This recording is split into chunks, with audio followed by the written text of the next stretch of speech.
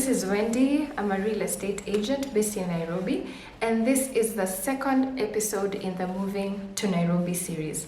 So today we're going to be talking about house hunting tips, and I'm going to be sharing with you 4 tips to keep in mind as you're looking for a house. So in the previous episode, we talked about cost of living, and today we're going to be talking about house hunting, because of course the house is one of the most important factors that you'll be considering when moving to Nairobi. So when you're looking for a place, the very first thing that you should do is to tell your agent very clearly what you want.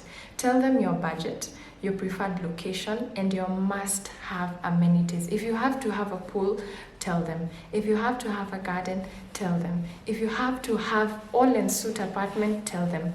Have a sit down with your agent and tell them very clearly what it is you're looking for. This will enable you to save a lot of time, because the agent will do all the legwork for you, and they'll have understood what really meets your criteria, and they'll shortlist the properties that can work for you.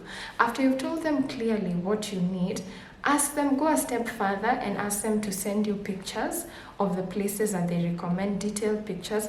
Have a look at the pictures and see that if it would work for you, and only go ahead to view the ones that you like based on the photos. Number 2 is to broaden your options. Don't make the mistake of seeing too many properties, because you'll get confused and you won't be able to make a decision. And also don't see too few properties, because when you see few properties, then you might not make an informed decision because you're not aware of all your options. Then number 3 is, once the agent has shortlisted the properties that would work for you, you've seen the pictures and you're like, I like this, let's go view. When you reach the apartment or the townhouse that you're viewing and you like it, find out if there are other vacant units in the property. And usually 9 out of 10 times there are other units that are vacant there.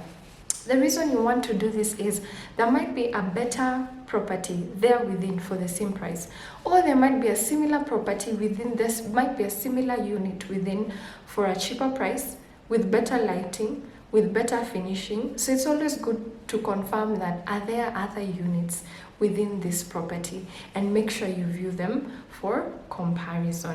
And then once you leave that unit, also stay aware of your surroundings as you're driving out. See if there are any other to let signs on your way out that have properties that might be of interest to you, and you go in and see them. Number 4, which is the most important as you're house hunting, is to know that rent is negotiable. Always negotiate your rent. Always negotiate your rent. Usually in Nairobi, you can get a discount. Okay, I don't call it a discount. You can get a cut depending on how you negotiate. How long is your lease going to be? Are you willing to pay quarterly?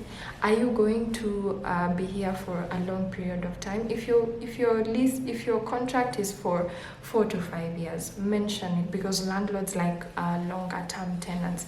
If you're able to pay in dollars, mention it. If you're able to pay quarterly, mention it. Anything that will help you negotiate your rent, make sure that you discuss it with your landlord, and I assure you, you can get a cut in your rent for anything between 5% to 20%, depending on how you negotiate it.